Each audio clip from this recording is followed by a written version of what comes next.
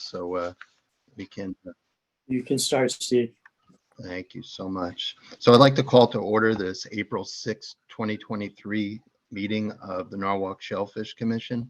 And has attendance been taken?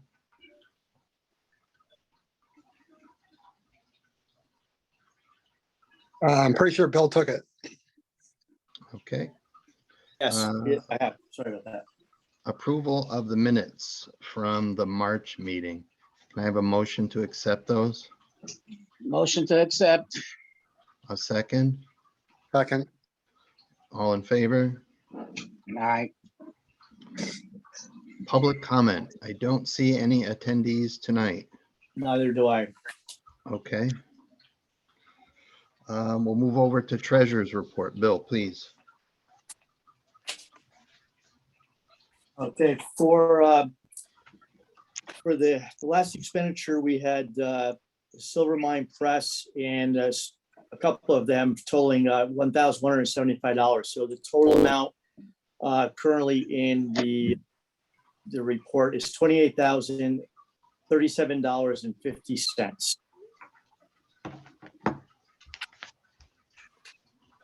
Okay. Secretary's report, no report. We'll move along to the committee reports. Bill again, Department of Health. Okay, rainfall for the month of March was 4.55. Last year for March, it was 2.80. Historically, it's 4.11. We had no bypasses. We did have one exceedance notification from the plant on March 22nd.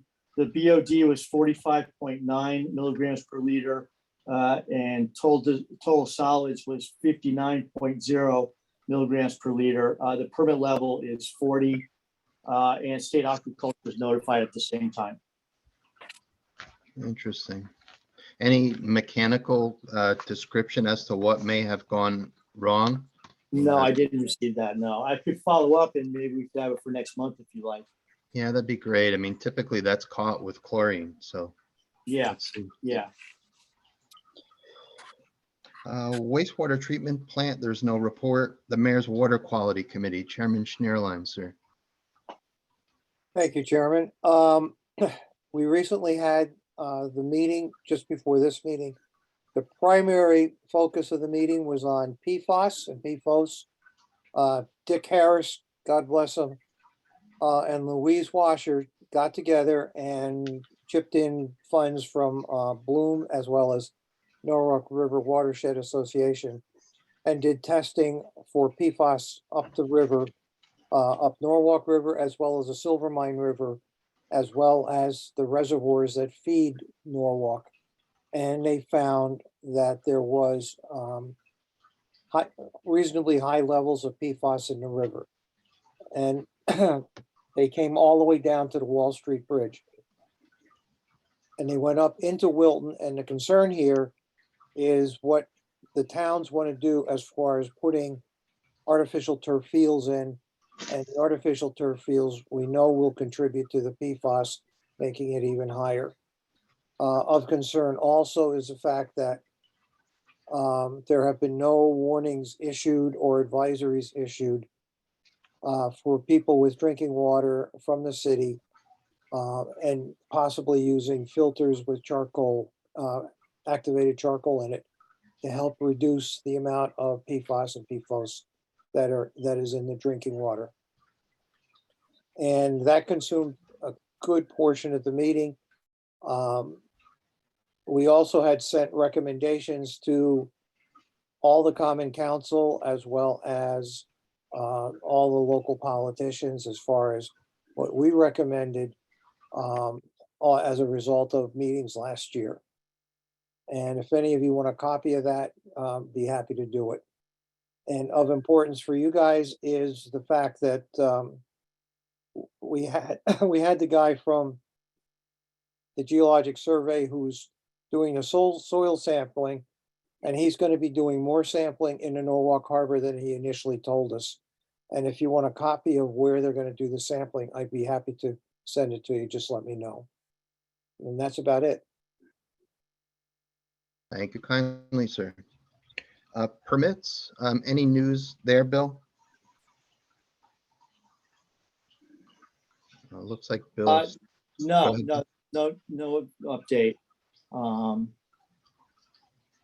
mean, Thanks. they have permits. I mean, they're there, so Yep, is that thanks, what you're Bill. referring to? Okay. Yeah, and just for the public's knowledge, for those who may be watching, they are on sale at the Fisherman's World at Liberty Square in Norwalk. Police, Sergeant Pisegli, please, sir. How you doing, guys? We have nothing to report on our end. Everything's still pretty quiet with the water temperature and the weather and whatnot, but next week looks pretty good. So we'll see what happens with that. Thank you, Sergeant. Thank you for your service. Advisory, anybody have a water temperature? I do not. We were just out diving the other day and it was about 44 degrees. Wow, okay. That should be going up fast now, though. Yeah, I think last month this time was 34 when we were diving. So 10 degrees a month. Big difference. A lot more accumulated degree days this year. We talked about that last month. Norwalk Harbor Management Commission, Chairman Kibbe, Mr. Oops, sorry, Chairman Kibbe. I thought I was muted. I'm not. Chairman Kibbe and Mr. Stedman. Right. Is Alan on? I'm Can on you hear too. me, Steve? Oh, good. Alan is So I on. was- Yep. I'm here. Okay. Yeah, I right. wonderful. You want to talk, Jeff? Do you want me to talk? Well, since you're the boss, so maybe you should talk, or we I'll both follow. talk. I mean, I'll I'm follow just- up I'm on just our. joking. Just want to thank you for our joint meeting we had, so we could get our comments on the EverSource power line relocation under the proposed relocation under the Norwalk Harbor that we discussed at our special meeting. Following the meeting, we worked with Steve and prepared a sort of a history of our concerns about that relocation under the harbor in the vicinity of the boating center. We transmitted that letter to the siting council. We received a very nice reply stating that they would put us on their agenda. Our really the action item in our letter was really scheduling a public hearing for the EverSource undergrounding of the transmission lines. So we're now on the agenda for the week from today. Actually, I saw the published agenda today for the siting council meeting to discuss the possibility of holding a public hearing to evaluate this proposed project. So I think that's a kind of a win for us that we're going to have hopefully get a public hearing out of this at least. Hey, Jeff, do you have anything more to add? No, just that we were sort of lucky to be able to get our comments in, because we didn't know that EverSource had submitted an application to the siting council, which is the first approval they need to get, as well as the DEP permit. So we didn't hear anything from EverSource, and we had been checking with Deep to see if they knew anything, and they didn't. And just fortunately, we checked the siting council's website and learned that it had been submitted, and that the comment period was going to be up before we had a chance to comment. But fortunately, the Connecticut Council on Environmental Quality had requested an extension of the comment period, so we were able to get our comments in. And the comments weren't to oppose the project or to delay it, but just to make sure that our concerns were properly addressed, and that the people who use the ramp and the visitors dock and the park have a chance to learn what the project is about and make comments. So we as Alan said, the siting council responded and said, thank you for your request for a public hearing. We're going to discuss this at our next meeting. And then the other recommendation that we made is that if this route is approved, that there should be an agreement, a binding agreement between EverSource and the city, that the city won't be limited in the future if it needs to repair or maintain or replace or enhance the visitors dock or the launching ramp. And if there is an added expense or issues having to do with the location of those electric cables, then Eversource has to compensate the city for it. In other words, the city's, but that's a recommendation that we made.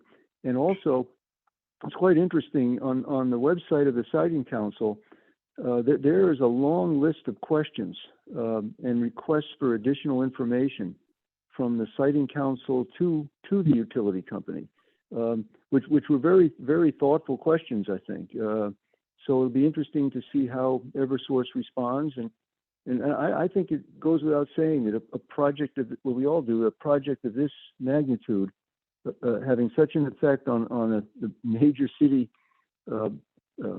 facility for boating access and public access for boating purposes, it's deserving of a public hearing, so people know what's being proposed. So that's my addition to what Alan said. Thank you.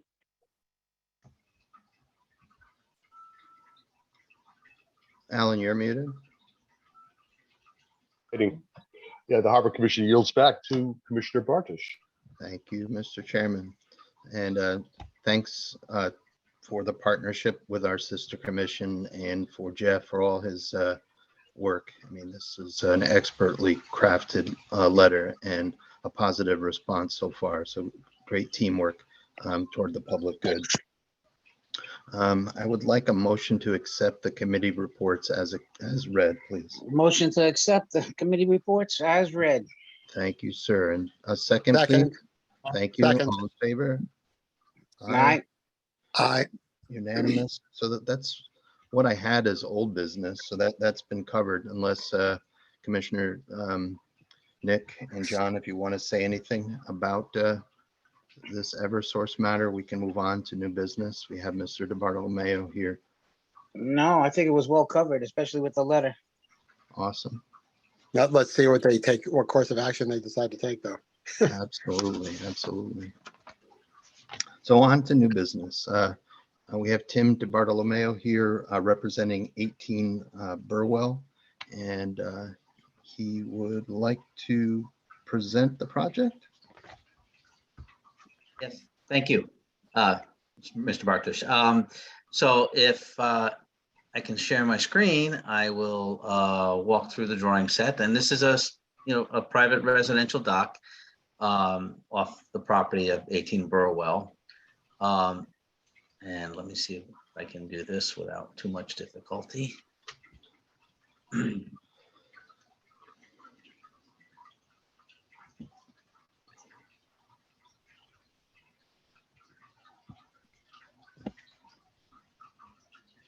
Okay, you can see my screen? Yes, sir. Okay, very good. I'm just going to flip through these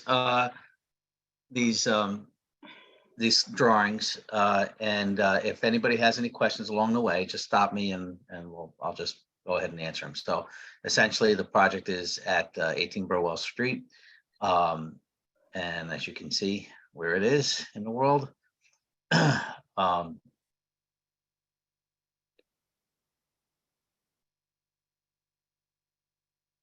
Okay, this is Gregory Point over here, and we're in this little cove in this area here. Okay. And this is a little closer shot. This is the assessor's map right here. This is the foot of Burwell Street here at the end, and this is the subject property.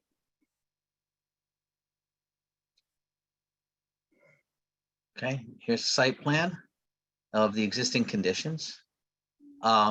This project initially started with an enforcement action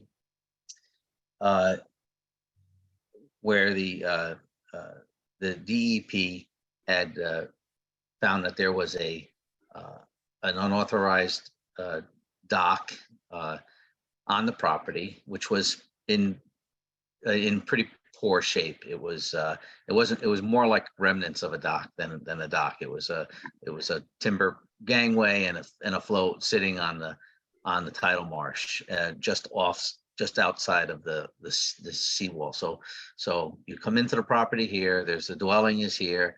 There's a seawall here, and the old dock was in this vicinity here. So the DEP requested two things. They requested one, that the dock be removed immediately, and two, the seawall be authorized. It did not have a permit associated with it. And you could see there's, tidal marsh in this area here, and then it drops off to mud flats out in this area here. So when I came on board with the owners, I advised them, take the dock out right away, and which they did.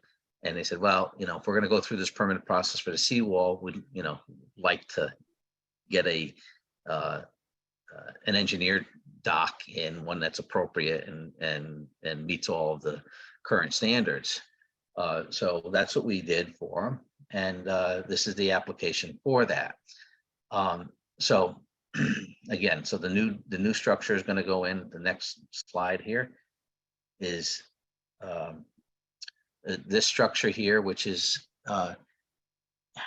excuse my squinting, but there is a dimension on here that says how long it is.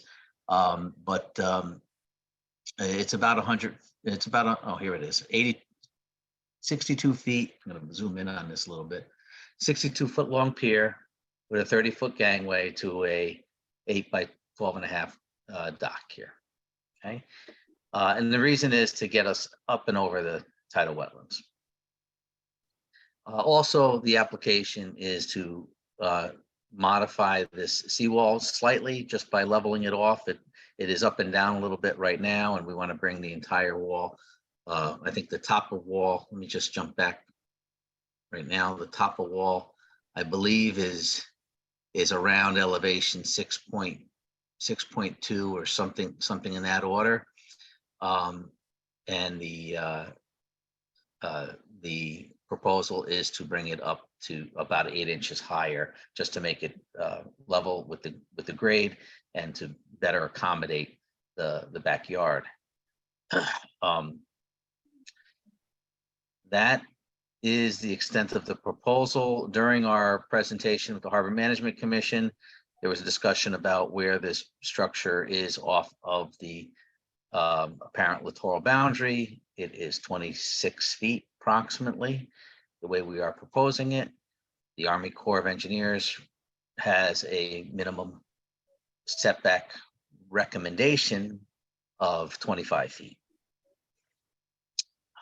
Okay, so we'll go to the next slide, which is a view of the side view of each condition, the existing condition, of course, and then the proposed condition. So we have some steps up to the elevated deck to the gangway, and then you'll notice that in accordance with the Army Corps of Engineers requirements, we have 18 inches of clearance under the dock, supported on the frame here.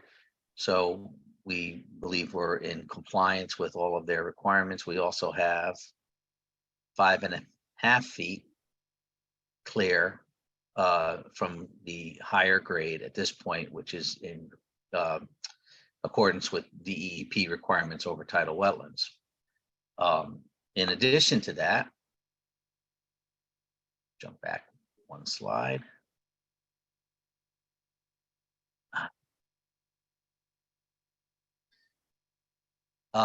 This is designed to be open through flow decking to allow sunlight to penetrate. So that's just another way of mitigating over the wetlands.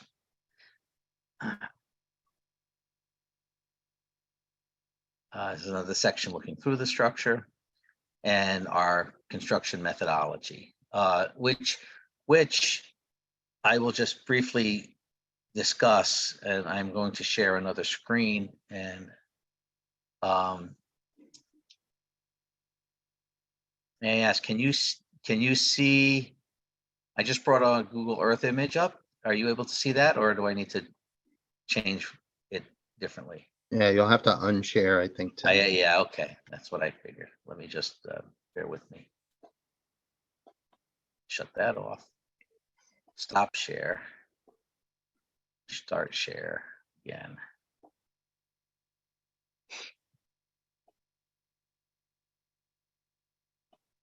Yep, got it. Thanks. Oh, okay, very good. Okay, so again, here's the site. Whoops. I did not want to do that.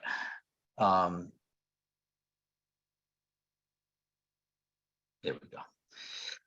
Here's the site, the foot of Burwell Street, and you can see this is all mud flat in this area here. So our dock will be this dock, the old unauthorized structure. There it is, right there.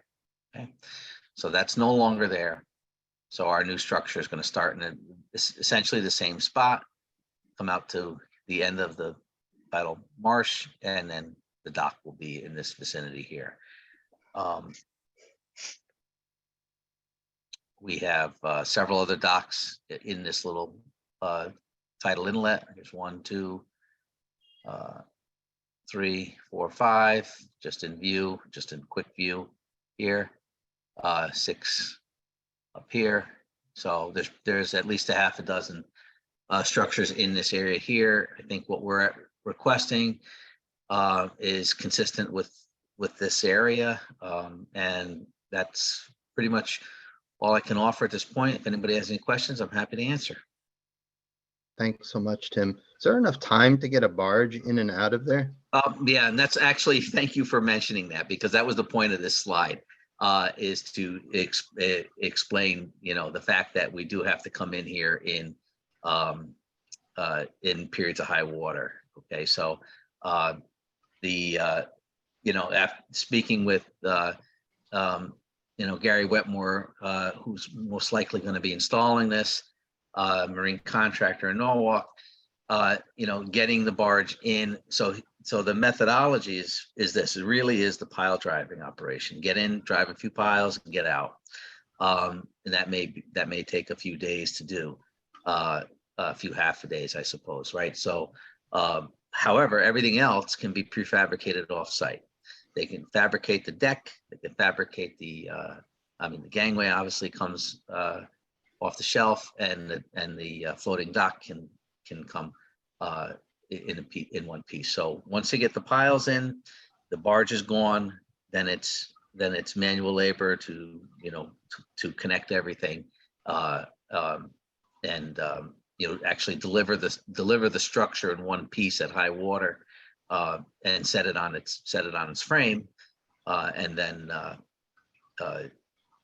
just having them be cognizant of their this particular condition. So Thanks. Tim, one of the drawings talks about Phragmites eradication. Would it be possible to talk about materials and methods? well, right now, so that will be, I'm sure, let me open that. I'll stop sharing this. Go back to my drawing.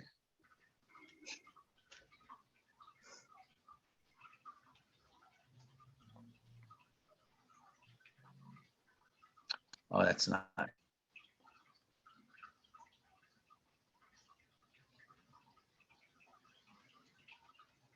I lost you for a minute, but I'm back.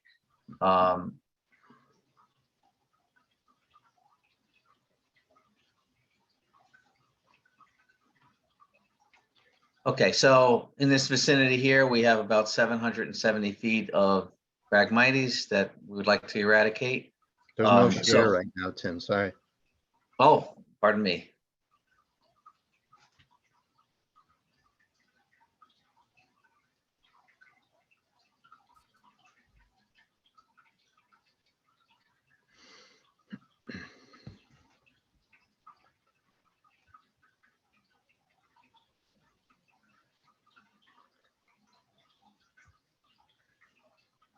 There we go. Okay.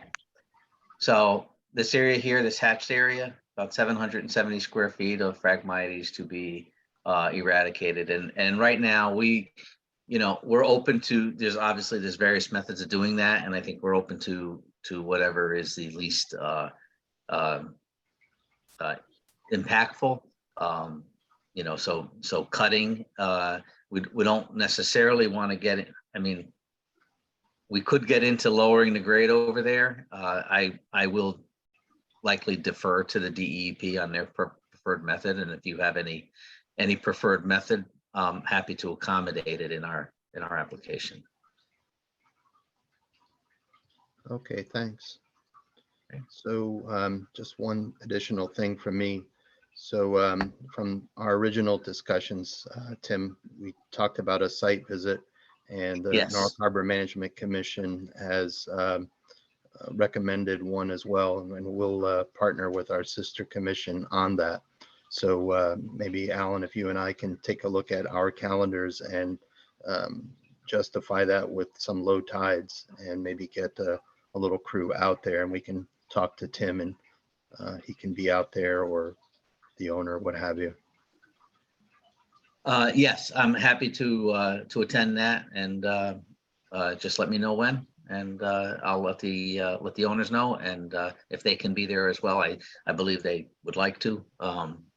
Whether they can or not is a question, but they don't want to hold up the process, obviously. So at Thank your you, earliest Lenny. at your earliest convenience, we'd like to get this done. We'd like to get your consultation form back so we can get this thing filed. Yeah, our goal would be to just vote on this the next meeting in May, the first Thursday. That'd be great. Sure. John or Nick, comments, questions? No, let's move ahead and make arrangements. Sounds good, Nick. John? Sounds good with me. I like the Phragmites remediation myself personally, but we'll see how they go about doing that. Anything from anyone else? Alan, Joe, Jeff, Bill, Justin? Yeah, I can toss some ideas out for the Phragmites mitigation. We had that done on one of the salt marshes that I'm chairman of the Aspetuck Land Trust land management part. And we had the DEEP come in, and what they did is they mowed it. And they mowed it one summer, came back, mowed it again. And then they treated anything that was still left there with a herbicide, and I can't remember which one it was, but we were pretty emphatic that it not impact anything that's in the water. And ironically, within 2 years, you had Spartina patens that was growing in the area, and we had fiddler crabs that had moved in, great egrets and herons and everything else. So all of that had moved back into the area, but it did take 2 to 3 years, and it did take 2 mowings. The big thing is to mow it before they bear seed. So you don't have a big area there. But mowing Spartina is not easy. So I told No, them I agree. That's Spartina Payton moving in as long. So yeah, so I will probably have I will bring someone on board like William Kenny Associates or Kate Thornton Mark, and somebody who's well versed in how that will be done. I am not a plant guy. I'm a structural engineer by practice, so I will leave that to the experts. Okay, Steve, we'll this is just Jeff. go ahead, Jeff. Just a question to Tim. Did DEEP give you a notice of violation, or was there a consent order required, or any sort of monetary penalty for? There was no monetary unauthorized- penalty. There was no monetary penalty. There was a notice of violation. And the only reason I bring that up is that we had asked, the Harbor Commission had some time ago, that when there are notices of violation issued for work in the harbor, that the Harbor Commission and by extension the Shellfish Commission should be notified of those violations. And I still don't think we're getting the notices. I think the notice goes to the chief. I think it goes to the city hall somehow, maybe to the mayor's office. But just in those instances where there might be a monetary penalty, that our interest was in knowing about that up front, and then perhaps being able to, in the consent order, have the penalty be directed to a supplemental environmental project that would go into the harbor. This wouldn't apply to to Mr. Bartolomeo's project, but other projects where there's a bigger violation. We'd want to try to influence the fine to go to the harbor, to a harbor related project. That's my comment. So it doesn't affect what you're doing here, Tim. No, I understand. I'm just looking, I just want to look, I have a copy of the document and I just want to just double check that it is in fact an NOV. I don't know if I have it right at my fingertips, that's all. But there was no fine or consent order required. So no monetary penalty. No. That was my question. Yeah, okay, Thank you. sure. Okay. Anything else from anyone? Okay, I'm good hearing here. nothing. Okay, hearing nothing, we'll move on to setting up the site visit. Thanks so much, Tim, for coming tonight. Very good. Thank you very much. I'll look for that email. Very welcome. Thank you. Good night. Thank you all. Good night. Any other new business, sirs? Anything at all? Nothing here. Thank you. So it's already May for the next meeting. Can't believe it. Wow. So I'll take a motion to adjourn, please. So moved. Thanks, John. Seconded. Second. Thanks, Nick. All in favor? Aye. Yep. Aye. Thanks everyone for coming tonight. Happy Easter, Thank you for happy including us. Passover, happy Ramadan for whatever you're celebrating. Thanks, Bill, for resetting this up. Yeah, sorry about the Thank you, delay. Steve. Have a great No weekend. worries, Bill. Thank you as always, I Bill. know. Thanks for coming, guys. Bye-bye. Take care.